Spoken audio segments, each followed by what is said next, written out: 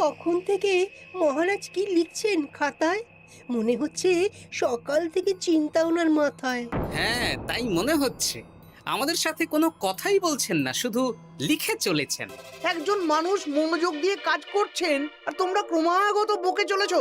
না, আসলে মহারাজ কি কারণে চিন্তিত সেটা জানতে না পারলে আমাদেরও চিন্তা হয় বই কি। হুম। অর্থ বুঝলে, অর্থ।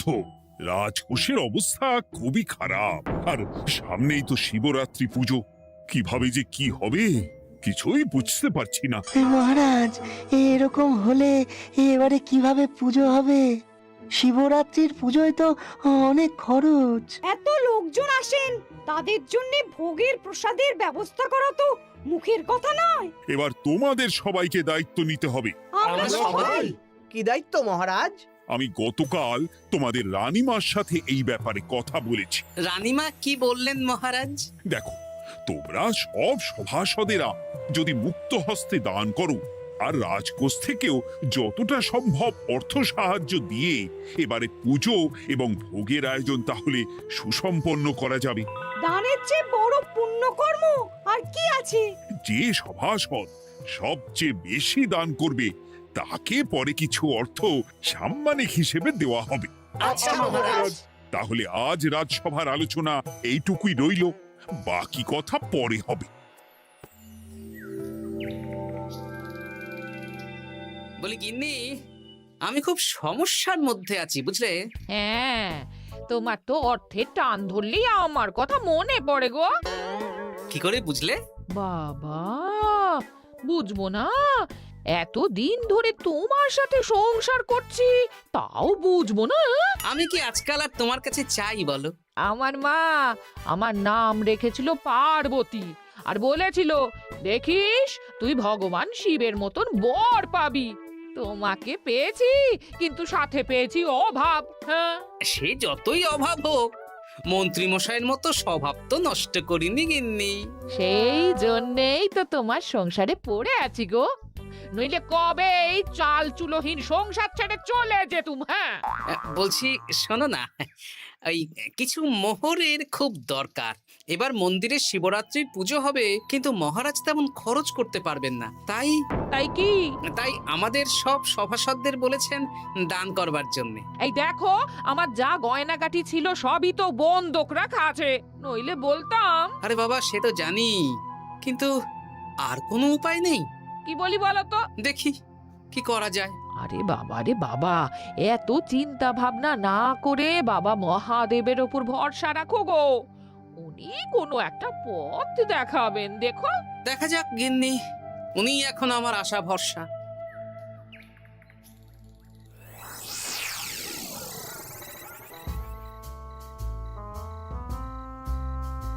আরে মন্ত্রী মশাই, আপনি তখন থেকে শুধু এদিক ওদিক করছেন কেন বলুন তো? তা কি করব?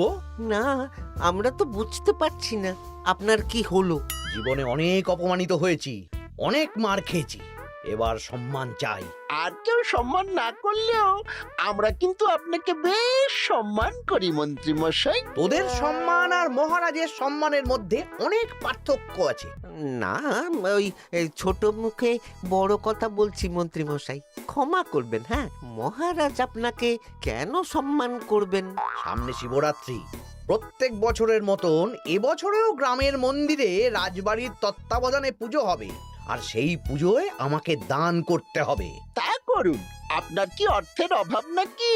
আরে বাবা, সব অর্থ দিয়েই তো তোদের গিন্নিমার গয়না বানিয়ে দিয়েছি, আমার হাতে আর আছে কই? ও, এই সামান্য ব্যাপার। আপনি মাছের তেলে মাছ ভাজুন। হ্যাঁ, আমিও তো তাই বলতে চাইছি। খোলসা করে বলতো তুই কি বলতে চাইছিস? মানে আমি বলতে চাইছি, আপনি আমাদের দায়িত্ব দিন, আমরা রাজ্যবাসীদের থেকে চাঁদা তুলবো, ভিক্ষে করব। আরো অনেক কায়দা করে অর্থ উপার্জন করে আপনার হাতে দেব, আর সেই অর্থ আপনি নিজের বলে চালিয়ে দেবেন। ব্যাস, তাহলে তো আমার 90% চিন্তাই মাথা থেকে নেমে গেল। ব্যাস, আর কোনো চিন্তা নেই।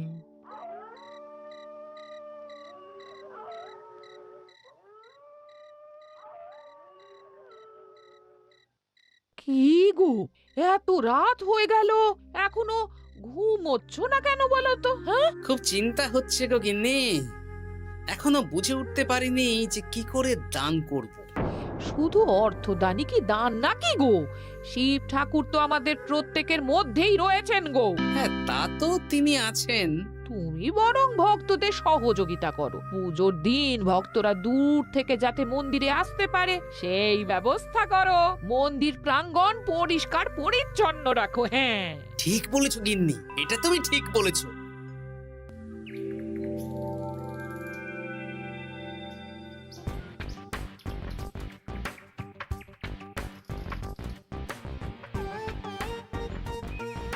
এই যে বাড়িতে কে আছেন? মন্ত্রী মশাই বলুন। হ্যাঁ, তা প্রত্যেক বছরের মতন এই বছরেও তো শিবরাত্রি উপলক্ষে মন্দিরে পুজো হচ্ছে, জানেন তো? হ্যাঁ, সে তো জানি, কিন্তু আমার গিন্নির পায়ে এত ব্যথা যে এবারে আর জল ঢালতে যেতে পারবে বলে তো মনে হয় না। তাতে কি, আপনি দান করুন, বাবা দূর থেকে আশীর্বাদ দিয়ে দেবেন। দান? তা কিসের দান? এত ধুমধাম করে পুজো হবে, তার দান। এ কি, এতদিন ধরে মন্দিরে তো দান দেওয়ার কোনো ব্যাপার ছিল না। এবার আছে। দান করা সবচেয়ে বড় ধর্ম। আহ, আমরা বুড়ো বুড়ি খুব অল্প অর্থে সংসার চালাই। আমাদের ছেলে যেটুকু পাঠায় তা দিয়েই চালাই। আমরা আর কি দান করব মন্ত্রী মশাই?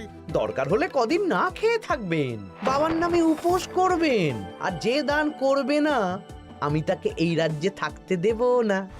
ওরে বাবা রে, দিচ্ছি দিচ্ছি দিচ্ছি।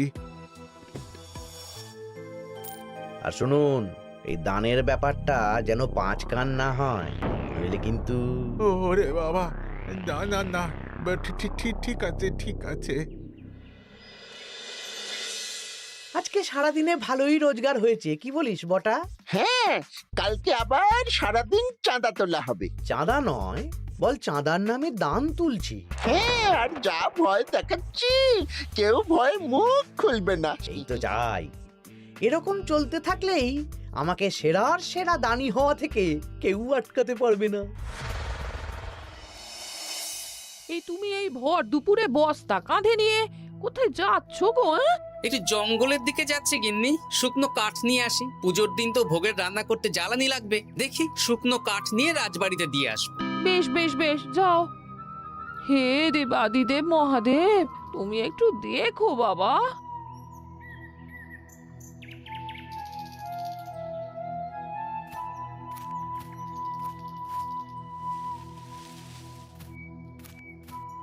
আরে আরে, নগেন খুঁড়ো না, এই সময় কাঠ কুড়োচ্ছ কেন?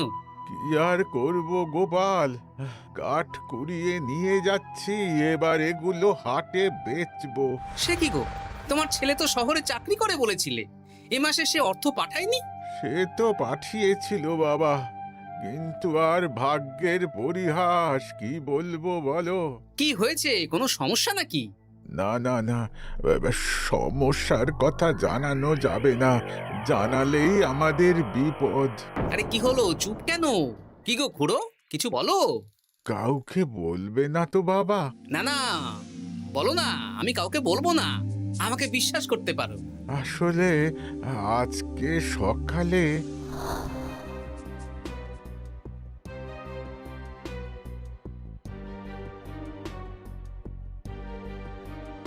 হ্যাঁ, মন্ত্রী মশাই? হ্যাঁ, শুধু আমাদের বাড়ি থেকে না, গ্রামের সব বাড়ি থেকে তুলেছে। ঠিক আছে খুড়ো, তুমি নিশ্চিন্তে থাকো। আর আমার চিন্তার শেষ নেই। আমার গিন্নির কদিন ধরে এত পায়ে ব্যথা যে এবারে অতটা হেঁটে মন্দিরে বাবার মাথায় দুধ ঢালতে যেতে পারবে না। ঠিক আছে, তুমি একদম চিন্তা করো না, আমি দেখছি কি করা যায়।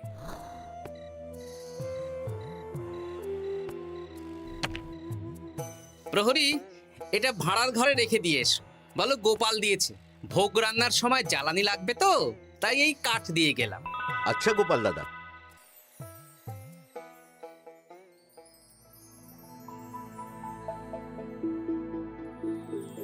তারপর সবাই কিছু অর্থের যোগান করতে পারলে মহারাজ, আমি 5 মোহর অর্থ সাহায্য করতে চাই।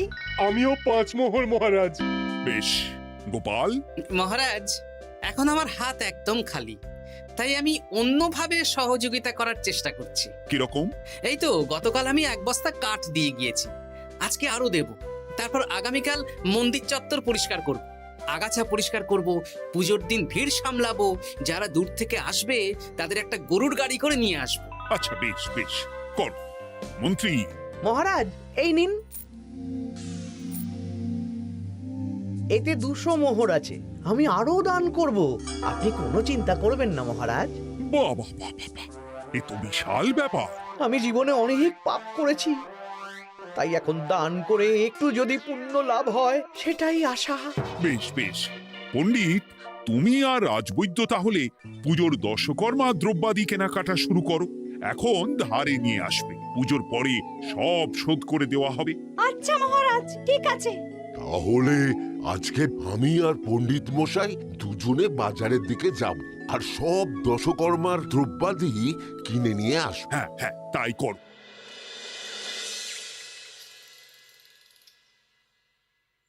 এই ঘটা পুঁটির বাবা একটা কানা করিও চাঁদা দেয়নি। হ্যাঁ, আমার মাথায় একটা বুদ্ধি আছে। কি বুদ্ধি? দেখ, ওদের বাড়ির বাইরে একটা শাড়ি ঝুলছে।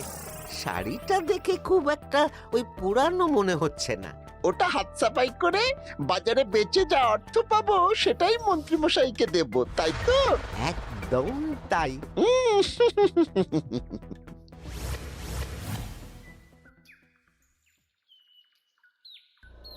হাই পুটি, দেখ তোদের বাড়ি থেকে বটা ঘটা কাকা শাড়ি চুরি করছে।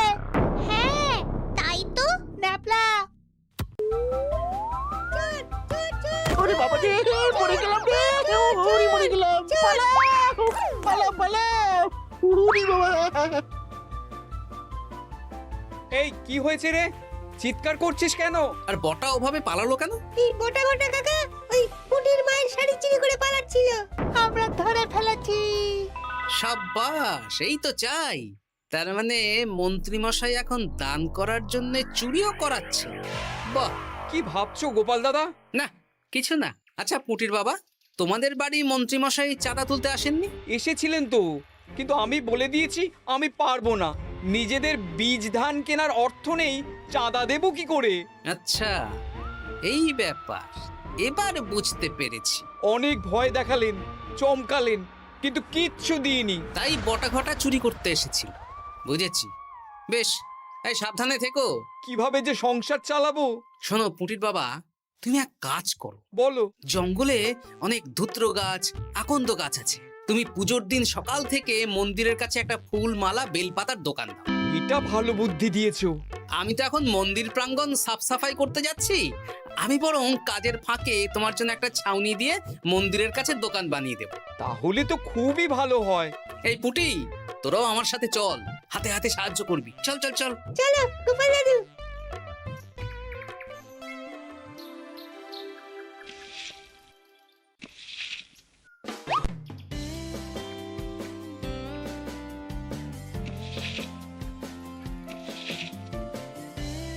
দাদু, এই জায়গাটা গর্ত আছে, তাই মাটি নিয়ে এলাম। এই তো বুদ্ধিমান ছেলে, এবার ঢেলে দে। ব্যাস, এখানটা এবার ঠিক হয়ে গেল। দেখি এবার মন্দিরের পিছনের দিকটা একটু পরিষ্কার করে দিই।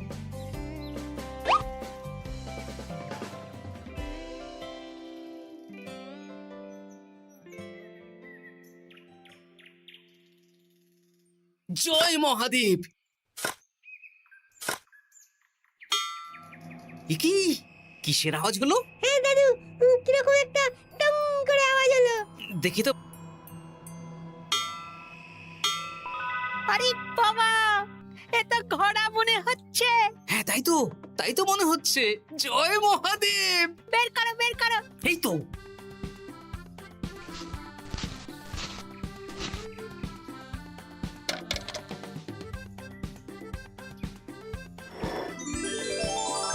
ও দাদু, এ তো সোনার মোহর। জয় মহাদেব। তুমি সত্যি আছো প্রভু, তুমি সত্যি আছো। একই দাদু, তুমি কাঁদছো কেন? সবই মহাদেবের কৃপা। মহারাজ বলেছিলেন দান করতে, মহাদেব নিজেই নিজের পুজোর ব্যবস্থা করে নিলেন রে। হ্যাঁ, তাই তো দেখছি দাদু। তবে শোন, এই কথাটা কাউকে বলিস না। আচ্ছা গোপাল দাদু, আমরা কাউকে বলবো না। হ্যাঁ।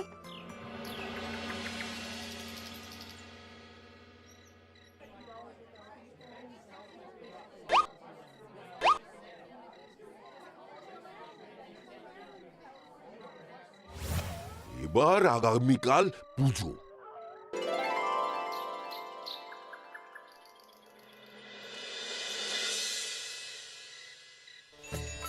জয় শিব শম্ভু, হর হর মহাদেব। হে প্রভু, হে মহাদেব, জগতের কল্যাণ করো ভোলানাথ। জয় শিব শম্ভু। জয় জয় শিব শম্ভু, জয় শিব শম্ভু। বাবা দেখো বাবা, বাহ বাহ বাহ বাহ, এই তো সব ভালোই হচ্ছে। ভালো তো হবেই মহারাজ, আমি যা দান করেছি পুজো পাঠ এবারে ধুমধাম করে হবে। দান করে অত অহংকার করতে নেই মন্ত্রী। এক হাতে দান করলে আরেক হাতকে জানাতে নেই, বুঝলে? বুঝেছি মহারাজ।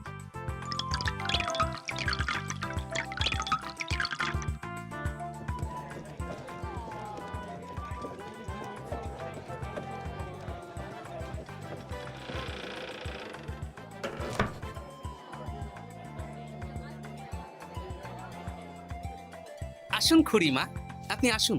সত্যি গোপাল, তোমার মতো মানুষ হয় না। আমার পায়ে বড় ব্যথা, ভেবেছিলাম এই বছর হয়তো মন্দিরে আসতেই পারবো না। আহা, আমি তো আপনার ছেলের মতন। আর কাল আবার আসতে হবে, বড় মাঠে ভোগের আয়োজন আছে, গাড়ি পাঠিয়ে দেব, কেমন? বেঁচে থাকো বাবা, বেঁচে থাকো। দেখো দেখো গোপালকে দেখো, ও হয়তো অর্থ সাহায্য করেনি, কিন্তু অন্যভাবে কত সাহায্য করছে। এই মন্দির প্রাঙ্গণ থেকে সব আগাছা পরিষ্কার করেছে। মহারাজ, আপনার সাথে কিছু কথা আছে। কি কথা? এখানে বলা যাবে না, যা বলবো আড়ালে। আচ্ছা চল।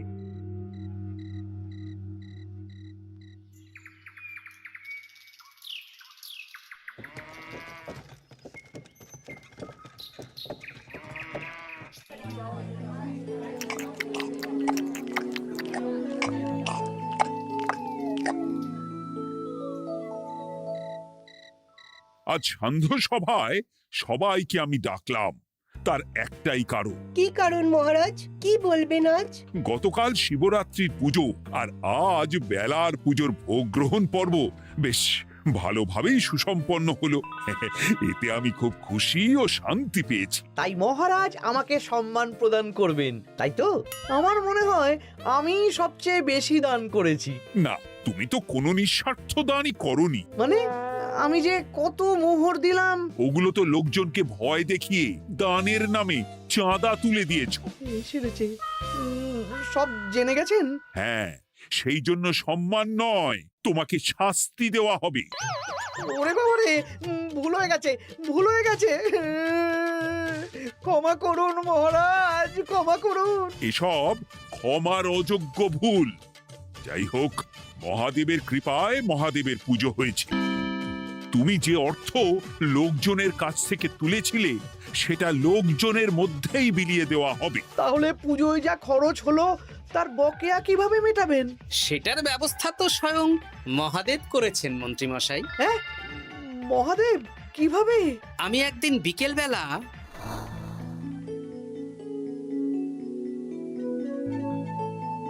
ওরে বাবা, এক ঘোড়া সোনার মোহর। হ্যাঁ, এক ঘোড়া সব মহারাজকে দিয়ে দিয়েছি।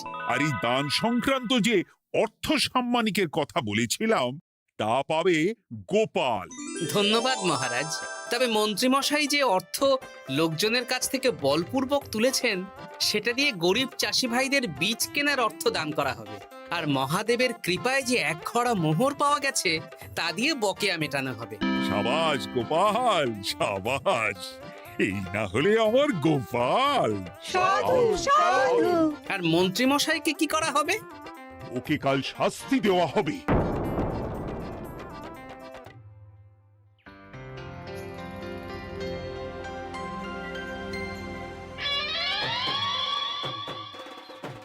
ও মহাদেব, ও শিব ঠাকুর, আমাকে ক্ষমা করে দিন, ক্ষমা করে দিন আমাকে।